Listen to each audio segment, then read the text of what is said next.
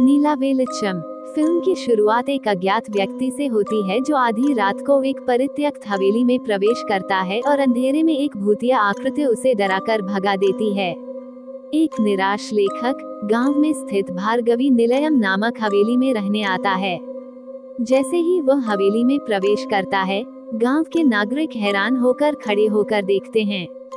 जैसे ही लेखक घर में प्रवेश करता है, वह पाता है कि घर पूरी तरह से धूल से भरा हुआ है, जिससे वह निष्कर्ष निकालता है कि लंबे समय से इस घर में कोई नहीं रहा है। फिर भी वह घर की सफाई करना शुरू कर देता है क्योंकि उसके पास रहने के लिए कोई और जगह नहीं है।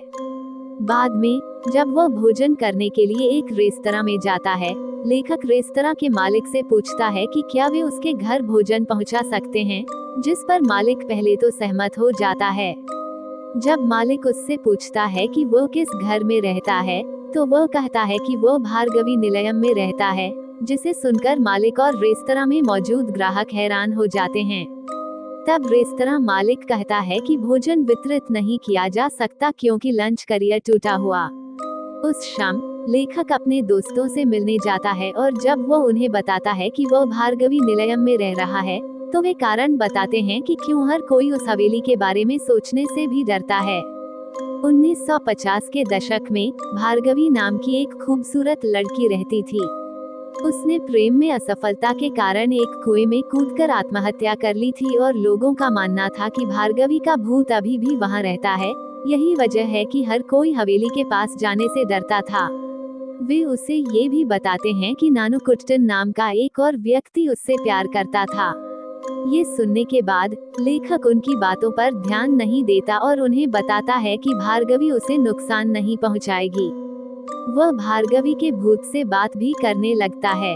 अगली सुबह हर कोई लेखक को जीवित देखकर आश्चर्यचकित हो जाता है क्योंकि उन्हें लगा था कि भूत ने पिछली रात उसे मार दिया था। जब लेखक नाश्ते के लिए रेस्तरां में जाता है, तो मालिक उसे वही बात बताता है जो उसके दोस्तों ने उसे पिछले दिन बताई थी। लेखक होटल मालिक को बताता है कि उसने भार्गवी पर एक कहानी लिखने का फैसला किया है। बाद में जब लेखक कहानी लिखने बैठता है, तो उसे घर के दूसरी तरफ एक स्टोर रूम से आवाजें आती हैं। जैसे ही वह स्टोर रूम में जाता है, उसे वहां एक बॉक्स मिलता है, लेकिन वह चाबी नहीं ढूंढ पाता है जिससे बॉक्स खोला जा सके। फिर वह अपने पास मौजूद चाकू से बॉक्स खोलता है। बॉक्स के अंदर उसे भार्गवी की एक तस्वीर मिलती है।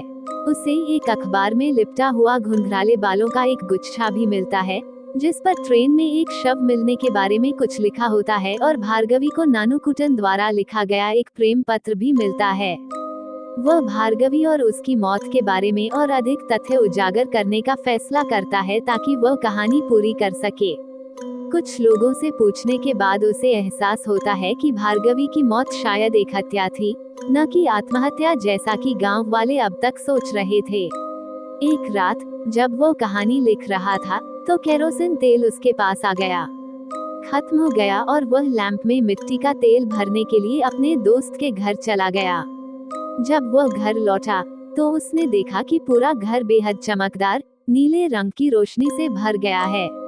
भार्गवी एक युवा कॉलेज जाने वाली लड़की है जो गायन और नृत्य में बहुत अच्छी है।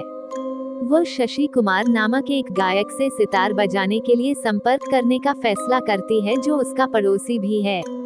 बजाने के लिए अपने पड़ोसी गायक शशि कुमार से संपर्क करने का फैसला करती है। पूछने पर वह ऐसा करने के लिए सहमत हो जाता है और वे साथ में अभ्यास करना शुरू कर देते हैं। कार्यक्रम बहुत सफल होता है और भार्गवी और शशि कुमार नाटक और गायन प्रतियोगिताओं जैसे और अधिक कार्यक्रमों के लिए एक साथ अभ्यास करना शुरू कर देते हैं।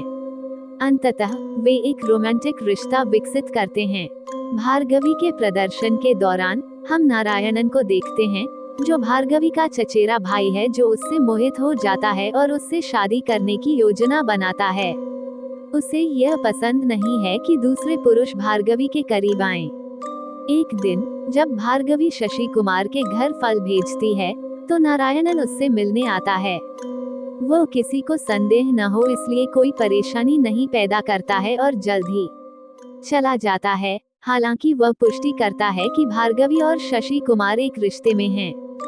घर आने के बाद नारायणन अपनी चाची से कहता है कि वो भार्गवी से शादी करना चाहता है, लेकिन वह इस पर आपत्ति जताती है और कहती है कि उसने अभी भी अपनी शिक्षा पूरी नहीं की है। जब नारायणन भार्गवी को देखता है तो वह उससे उसके रिश्ते के बारे में पूछता है, जिस पर वह जवाब देती है कि वो शशि कुमार के अलावा किसी और से शादी करने के लिए तैयार नहीं है। नारायणन अपनी इच्छा पूरी करने के लिए शशि कुमार से छुटकारा पाने का फैसला करता है। बाद में वह भार्गवी को एक पत्र लिखता है जिसमें कहता है कि वो ये सुनिश्चित करने के लिए कुछ भी करेगा कि वो उससे शादी करे। ये वही पत्र है जो बशीर को बक्से में मिलता है और नारायणन नानुकुट्टन के रूप में सामने आता है। उस शाम शशि कुमार गांव में उठ रहे कुछ राजनीतिक मुद्दों के कारण लखनऊ जाने का फैसला करता है। जैसे ही वह ट्रेन में चढ़ता है, नारायणन उसके साथ उसी ट्रेन में जाता है और कहता है कि उसे नौकरी के लिए इंटरव्यू के लिए दिल्ली जाना है। नारायणन शशि कुमार को केले का एक गुच्छा देते हुए कहता है कि भार्गवी ने ये केले उसके लिए भेजे हैं। वो केले ले लेता है और ट्रेन में रहते हुए उन्हें खाना शुरू कर देता है। जल्द ही उसे बेचैनी होने लगती है और सांस लेने में कठिनाई होने लगती है। जब वह नारायणन से पानी मांगता है तो वह देने से इनकार कर देता है, जिससे ये पता चलता है कि नारायणन ने शशि कुमार को देने से पहले केले में जहर मिला दिया था। इसके तुरंत बाद शशि कुमार की ट्रेन में ही मृत्यु हो जाती है। काफी समय तक शशि कुमार को न देख पाने के कारण भार्गवी बहुत परेशान हो जाती है। कुछ दिनों बाद जब भार्गवी अभी भी शशि कुमार के लौटने का इंतजार कर रही होती है, नारायणन भार्गवी से मिलने आता है। जब वो घर में अकेली होती है और उसे बताता है कि शशि कुमार मर चुका है और वो वापस नहीं आ रहा है, भार्गवी रोने लगती है और कहती है कि उसकी शादी पहले ही खत्म हो चुकी है और नारायणन अब उससे शादी नहीं कर सकता। नारायणन क्रोधित हो जाता है और भार्गवी को कुएं में फेंक देता है और भार्गवी मर जाती है। कहानी वर्तमान में बदल जाती है, जहां लेखक कहानी लिखना समाप्त करने वाला होता है। एक रात के दौरान जब लेखक कुएं के पास खड़ा होता है और भार्गवी के भूत से बात करता हुआ प्रतीत होता है, नारायणन प्रकट होता है और लेखक को बताता है कि उसने ही भार्गवी को मारा है। लेखक नारायणन से कहता है कि वो पूरी कहानी ले सकता है और उसे जाने देने के लिए कहता है, लेकिन नारायणन कहता है कि चूंकि लेखक पहले से ही पूरी सच्चाई जानता है, इसलिए उसे लेखक को मरवाना जरूरी है और वे लड़ने लगते हैं।